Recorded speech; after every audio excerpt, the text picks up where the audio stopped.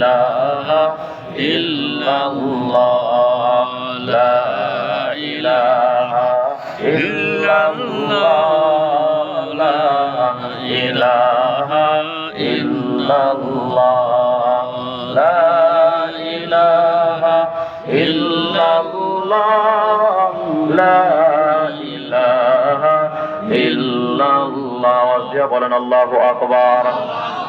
তাহলে বলেন তো জিকির হবে কার? কোন বাবা, মাজার, দরবার, জিকির হবে শুধুমাত্র কার? বাংলাদেশের ভণ্ডরা বলে যে আমরা আল্লাহর জিকির করি না, শুধু বাবার জিকির করি। আছে না? কত কিছুদিন আগে ইউটিউবে দেখলাম, আপনাদের মানিকগঞ্জ জেলা না এটা? মানিকগঞ্জ না?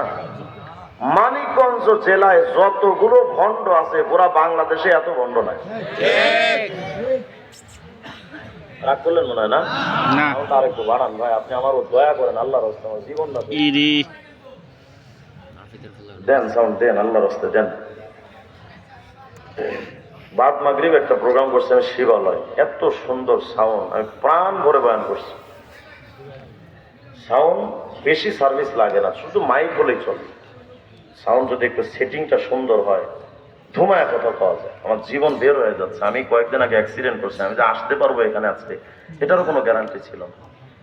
আল্লাহ পাক নিয়ে আসছেন আলহামদুলিল্লাহ। আমি আজকে জুমার বয়ানের সময় আমার এতটা অসুস্থ লাগছে, আমি মাথা করে পড়ে যাওয়ার মতো হয়েছে 2 বার। এখন যদি আমার এই মাইকে জীবন দিতে হয় তাহলে আমার সমস্যা হয়ে যাবে। আল্লাহ আমার ভাইকে একটু হেদায়েত দান করে। গত কয়েকদিন আগে দেখলাম এক বেচারা পায় যে এতদিন আল্লাহর জিকির করতাম কিন্তু মজা পাইতাম না, এই জন্য এখন আল্লাহর জিকির করি না, এখন বাবার জিকির করি।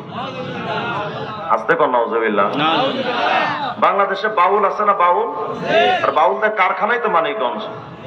এই বাউলদের এক বাউলে কয়, এই বাউলদের একজন গুরু ছিল শাহ আব্দুল করিম। এই আব্দুল করিম লিখেছিল যে আমি আসমানি খোদারে ডাকি না, যেই খোদারে দেখা যায় সেই খোদারে ডাকি। এই জন্য ওরা একটা গান গায়। কিছুদিন আগে আমাদের বাংলাদেশের এক শিল্পী, কি আবুল সরকার না আবাল সরকার জানি,